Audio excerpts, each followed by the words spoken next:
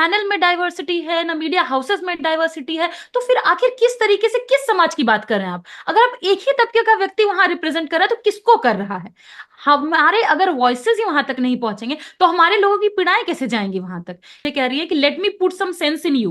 तो इनके भीतर वो रहता है ना कि दलितों पिछड़ों को वो सिखाएंगे, क्योंकि शिक्षा पे उनका अधिकार रहा है हमेशा से। तो इसीलिए मैंने कहा आप थम जाइए, थमने का समय आ गया है, क्योंकि आप वो उस जगह पे नहीं है कि आप मुझ में सेंस पुट करें। लेकिन जब यहां से बुद्धि खुलती है, लोग बोलना शुरू करते हैं, उसका जवाब किसी के पास नहीं होता। इसीलिए ये लोग भी चुप हो जाते हैं, इनको समझ नहीं आता कि जवाब क्या देना है। ये कभी भी हमारे मुद्दे को या हमारे लीडर को उस तरीके से देखते नहीं है।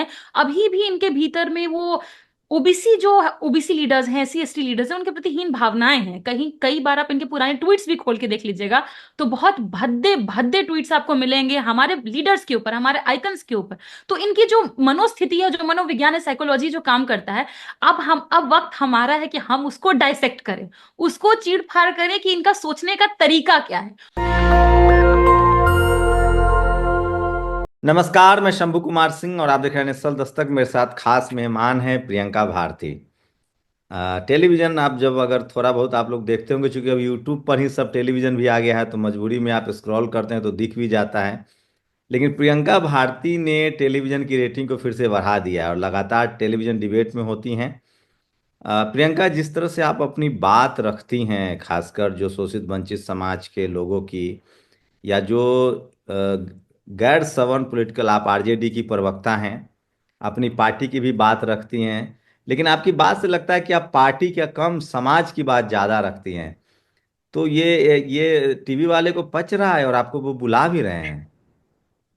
देखिए शंभू जी, ऐसा नहीं है कि पार्टी की बात कम और समाज की बात ज्यादा। जब मैं समाज की बात करती हूँ तो वही पार्टी की बात हो जाती है, क्योंकि पार्टी भी समाज की ही बात करती है। जो भी पार्टी सामाजिक न्याय की बात करती है वो समाज की बात करती है। तो हम्म। अगर मैं दलितों, पिछड़ों, अल्पसंख्यकों की, आदिवासियों की बात करती हूँ तो वो ऐसा तो होता ही है कि जितने भी मतलब जो टीवी एंकर्स बैठे होते हैं तो उनमें एक सुपियोरिटी कॉम्प्लेक्स होता है। वो सोचते हैं कि इनकी बात कर रहा है तो मतलब कोई बेकार की बात हो रही है। तो बेसिकली जो मतलब जो मनु स्ट्रीम है उसको पचता नहीं है। लेकिन हमारी कोशिश यही होनी चाहिए कि जिस तबके से हम उठ कर आए हैं, हमारा समाज के प्रति एक दायित्व है, तो वो दायित्व निभाना हमारी जिम्मेदारी भी है। तो हम आरक्षण के ऊपर बात करना हो या महिला अधिकारों के ऊपर बात करना हो, दलितों पिछड़ों के अधिकारों पे, अल्पसंख्यकों के अधिकारों पे बात करना हो, तो हम हमेशा से उसको एक एक राइट ऑफ असर्शन के तौर पर देखते हैं कि हमारी जिम्मेदारी बनती है सिर्फ अधिकार मांगना नहीं, उसको असर्ट करना कि ये अधिकार लेना मेरा ड्यूटी भी है। एक कॉन्स्टिट्यूशन के प्रति, संविधान के प्रति मेरी ड्यूटी है, तो मैं इसको नहीं, एज लेकिन ड्यूटी के तौर एक मैंने देखा है तमाम जो, मैं मुझे कोई गुरेज नहीं होगा, जो तमाम, मैं आपका इंटरव्यू भी इसलिए कर रहा हूं क्योंकि लोगों की बहुत डिमांड है। तमाम जो बहुजन लीडरशिप वाली पार्टियां हैं, मैं नाम ले, Sapa, Basapa, RJD, JDU, JMM, इनके भी प्रवक्ता सवर्ण समाज के होते हैं और उनकी भी जो लाइन होती है वो अमूमन विपक्षी दलों की लाइन पर होती है। प्रियंका भारती जो है वो, उनको मैंने ये इसलिए बात कही कि आप आरजेडी की प्रवक्ता हैं, लेकिन मैंने आपको जो आपके टेलीविजन पे मैंने देखा कि आप समाज, मतलब कई बार ऐसा लगता है जैसे मतलब ये समाज की प्रवक्ता हैं, बहुजन समाज की प्रवक्ता हैं, SC ST OBC, अल्पसंख्यक, गरीब, शोषित वंचित की प्रवक्ता हैं। तो ये कितना बड़ा चैलेंज है, क्योंकि एक पार्टी के साथ जब आप काम करते हैं तो बहुत सारे रिस्ट्रिक्शन भी होते हैं।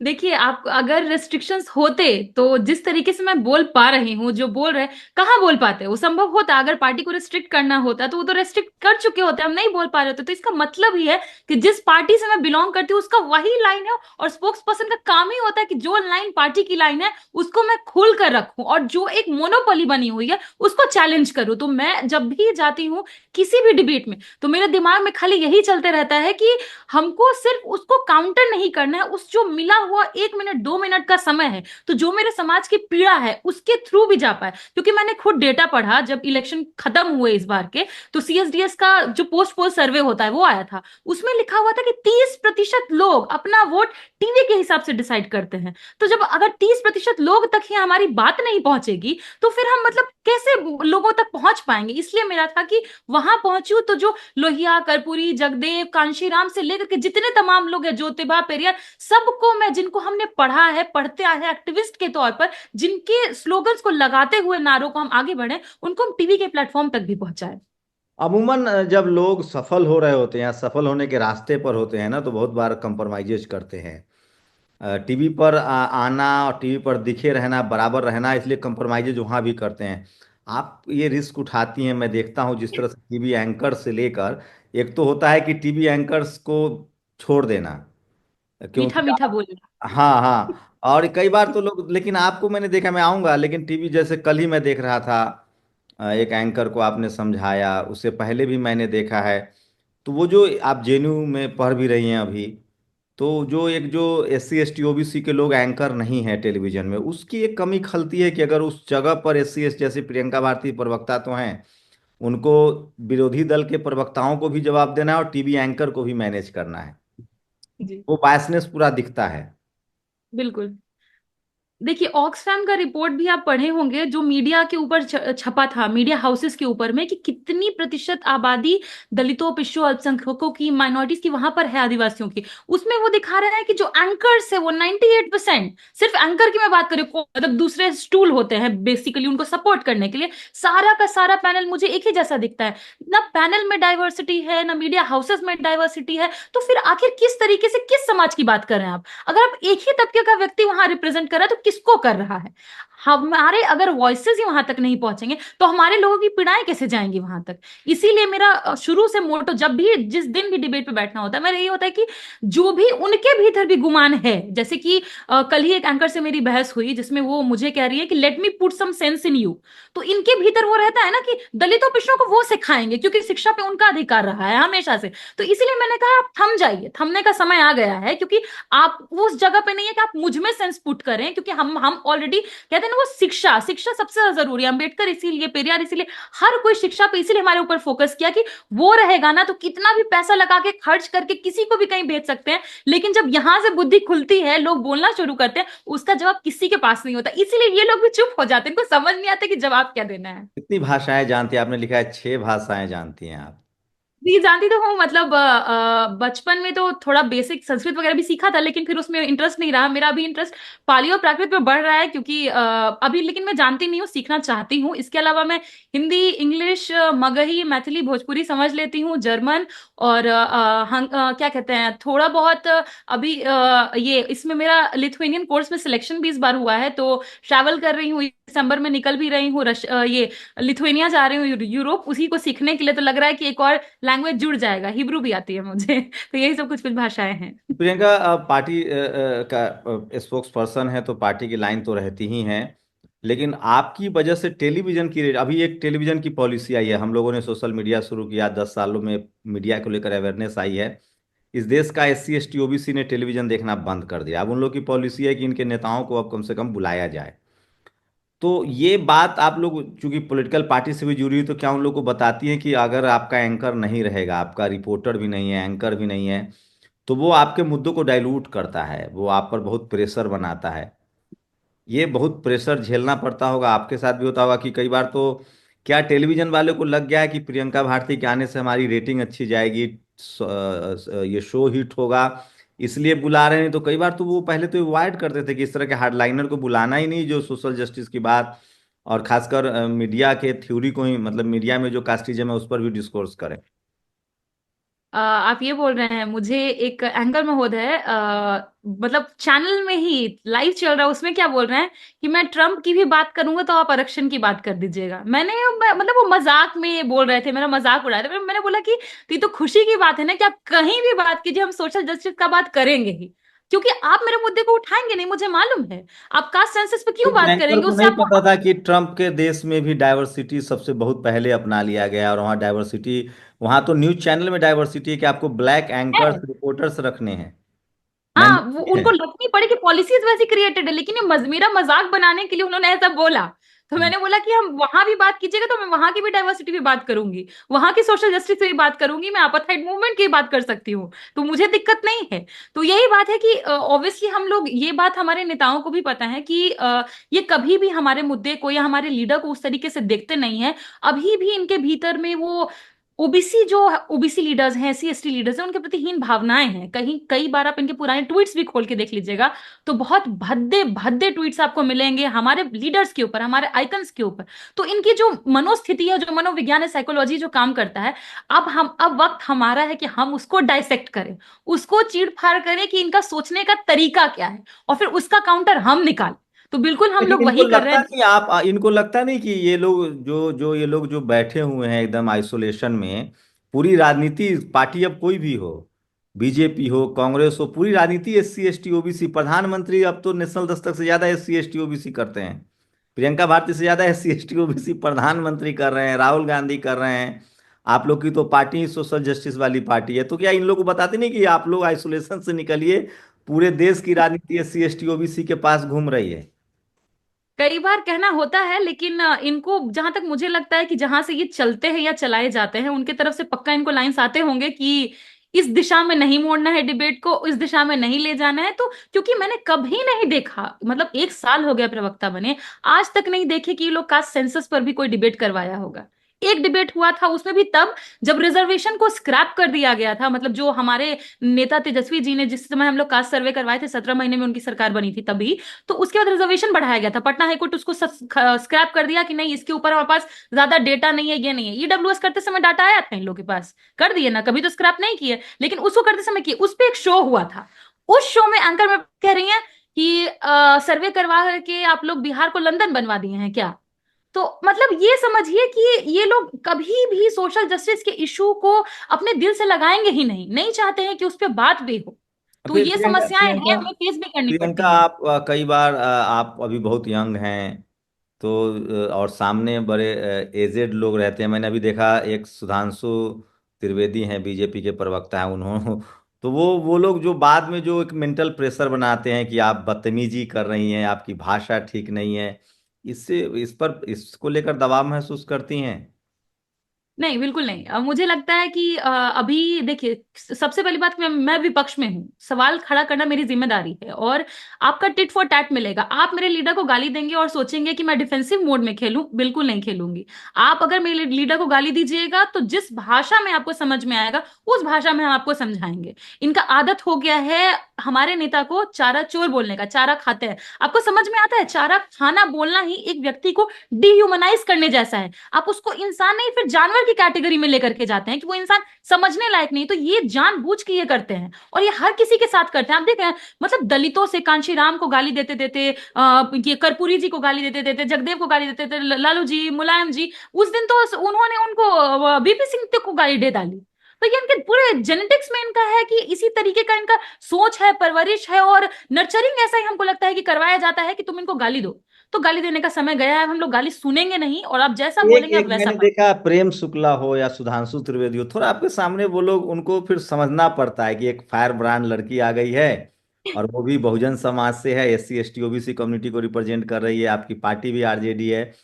तो वो थोड़ा, अगर आपके जगह आरजेडी का कोई सवर्ण प्रवक्ता होता तो फिर वो नहीं दबते, आपकी वजह से प्रेशर तो बन जाता है उन लोगों पर। ये तो आप वही एक लोग महिला जानेंगे है और जो एक बहुजन महिला भी है, इसका तो मैंने देखा है, वो लोग प्रेशर फील तो करने लगते हैं। देखिए, इस पे तो मेरा यही रहेगा कि मतलब कोई भी व्यक्ति जाए, अगर वो सोशल जस्टिस का इशू उठा रहा है, चाहे वो किसी भी तबके का हो, तो हमारा साथी है। ज्योतिबा फुले भी कहते हैं ना कि सामाजिक न्याय की लड़ाई में जो आपके साथ खड़ा है, आप उसकी जाति पूछिए। तो जो भी व्यक्ति हमारे साथ है और हमारे लिए आवाज उठा रहा है, वो जहां भी जाएगा, अगर उस तेवर के साथ आवाज उठाएगा, तो किसी की हिम्मत नहीं है कि कोई कुछ बोल पाए। तो बस वही है कि हमको अपने अधिकारों को, देखिए, मैं भी आदर्शों को मीडिया में रहा हूँ, मांगना मेरी एकदम राय है, एकदम मेरी निजी राय है, आप उससे डिफर कर सकती हैं, कि पहले थे कि एंकर सवर्ण, ये जाति प्रधान देश है, इससे कोई इनकार नहीं कर सकता है, कोई झूठ बिल्कुल बोल बिल्कुल जाए। बिल्कुल। आप खाते चाहिए। पीते उठते बैठते शादी ब्याह सब काम जाति का करते हैं, जज की कुर्सी पर बैठ के आप उससे बच जाएंगे, ऐसा नहीं होता है। इसलिए बाबा साहब ने डाइवर्सिटी दी है कि चपरासी से लेकर चीफ जस्टिस तक, मीडिया, जुडिशियरी, कॉलेज, यूनिवर्सिटी में अगर डाइवर्सिटी हो तो चेक एंड बैलेंस रहेगा, गड़बड़ियां कम होंगी।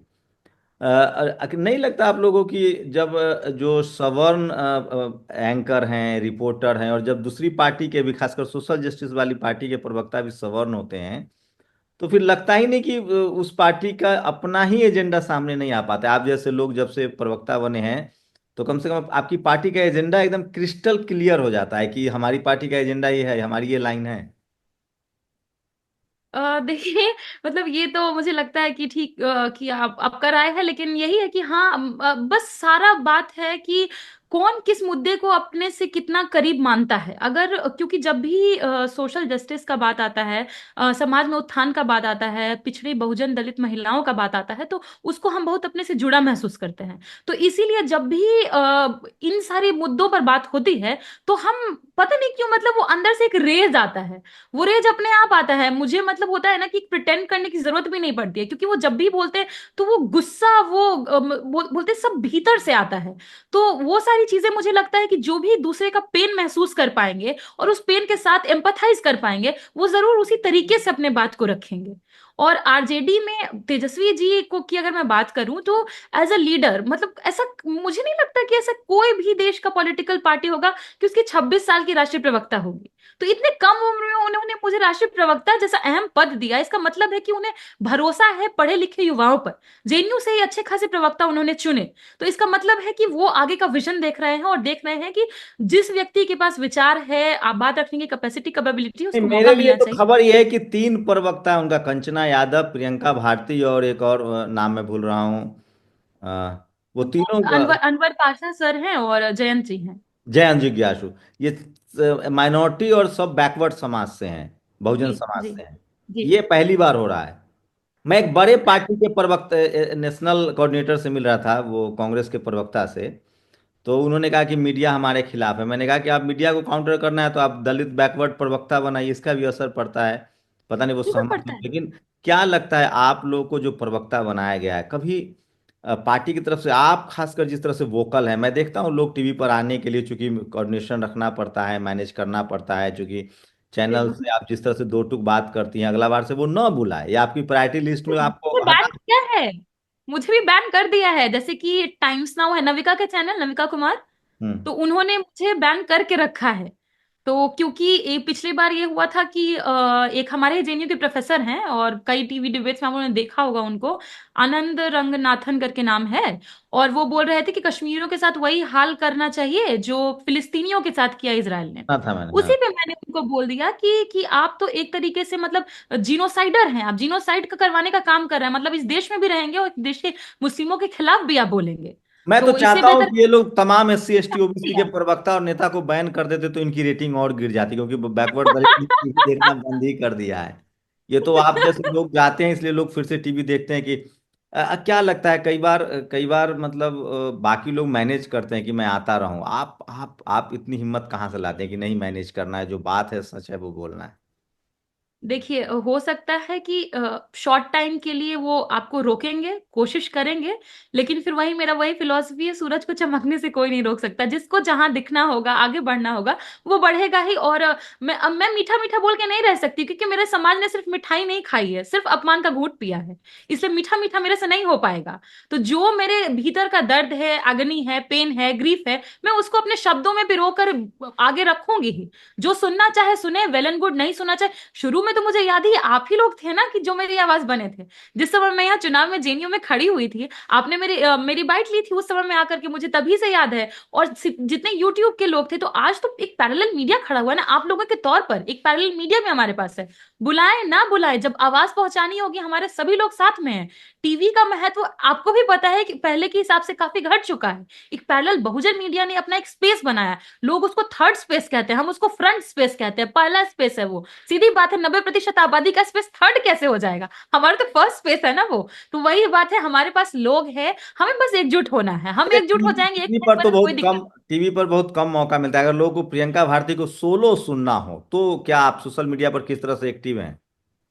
देखिए, जैसे पार्टी का कोई मुद्दा होता है, या फिर बिहार का मुद्दा है, देश का मुद्दा है, जो बहुत ही सेंसेशनल है, या जिस पे आवाज रखनी ही रखनी चाहिए, उस पे तो मैं खुद ही वीडियोस बना के अपने ट्विटर पे अपडेट करते रहती हूँ।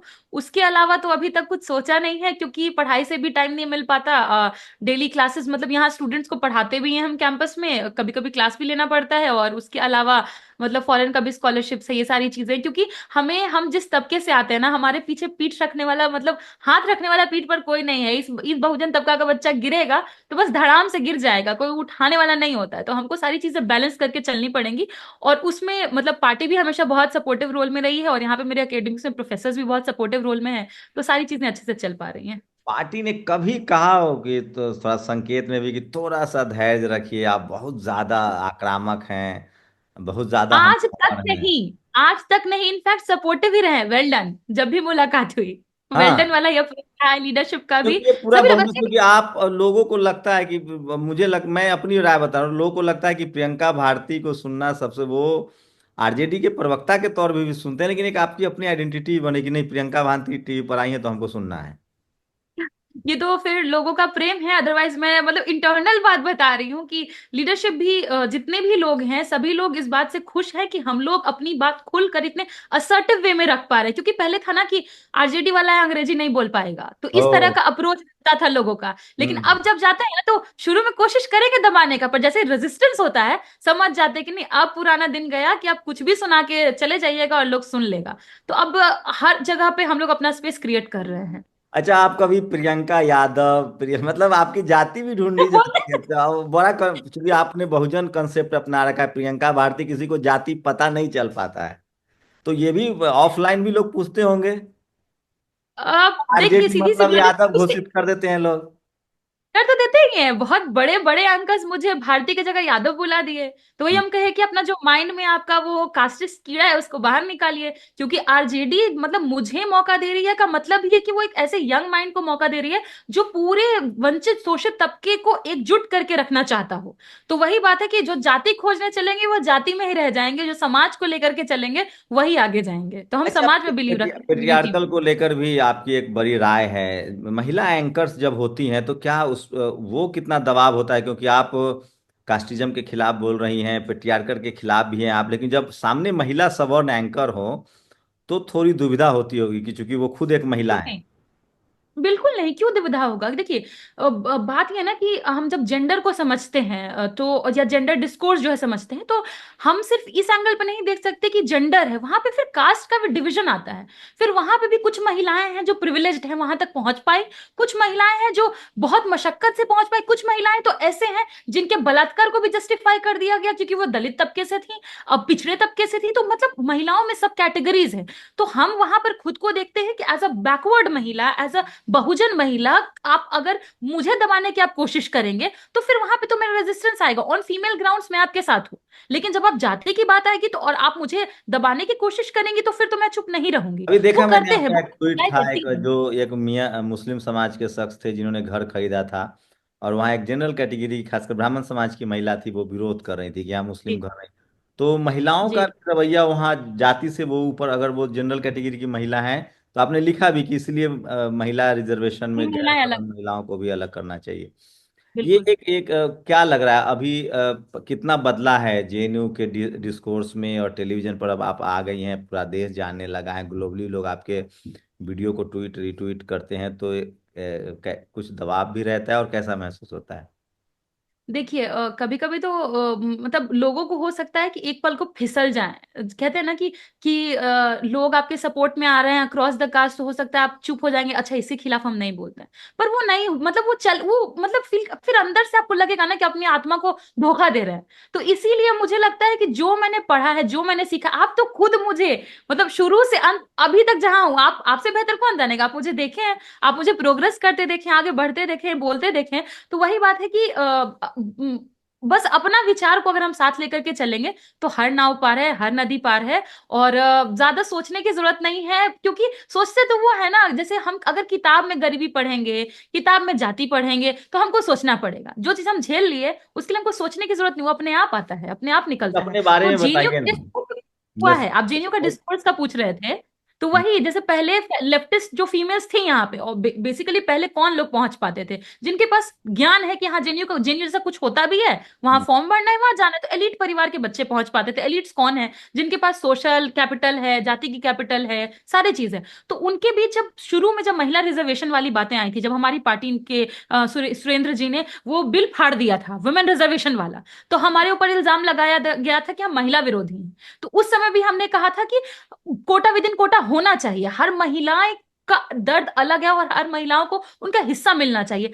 उस समय जेएनयू विरोध किया था इसी का, बिल फाड़ने का, और यहाँ से लेफ्टिस्ट लोग भी विरोध किए थे कोटा विद इन लेफ्टिस्टों ने कोटा का, शरद लेकिन जी की अब धोती बदल भी गई। खोली है, अब तो लोग समझ गए हैं, जो सवन कोई लेफ्टिस्ट हैं, अब बदल गया सवन है। राइटिस्ट हैं, सवन सेकुलर हैं, वो एक प्रियंका जी, अपने बारे में थोड़ा सा बताइए कि किस तरह से ये सफ़र यहाँ तक पहुँचा है। वो बहुत ज़रूरी है ताकि लोगों को इंस्पायर हो कि गरीबी एक बड़ा ब्रेकर है, लेकिन उसको पार किया जा सकता है। देखिए, हम बहुत खुशनसीब इस तरीके से हैं क्योंकि मेरे माँ बाप ने हमको पढ़ाने लिखाने में कोई कभी कमी नहीं छोड़ा। मतलब घर का टीवी बेच करके टिकट खरीदना पड़ा था जेएनयू ट्रैवल करने का, तो मगध ट्रेन में बैठ के हम जनरल से यहाँ पर आए हैं। मतलब हमारे पास पैसे नहीं थे कि टिकट खरीद पाए। तो इस तरीके से, पर पापा मम्मी ने पढ़ाने में कभी कोई कमी नहीं किया, कोई कॉम्प्रोमाइज नहीं किया। मतलब उनका था कि रोटी कम बने ठीक है, लेकिन स्कूल बढ़िया होना चाहिए। तो वही जब जेएनयू पहुंच गए तो उसके बाद फिर मतलब ये था कि घर से तो पैसा मिल नहीं पाता कि हम महीना भी चला पाए, तो ट्यूशन वगैरह पढ़ा पढ़ा के किया। उसी समय एक्टिविज्म में भी आए, फिर एक्टिविज्म करते करते पढ़ाई करते करते फिर आरजेडी में भी आना हुआ, और फिर आरजेडी सीआरजेडी से यहाँ तो घर पे प्रेसिडेंशियल कोई चुनाव मम्मी या लड़े। पापा में कोई नौकरी में थे कि नहीं थे?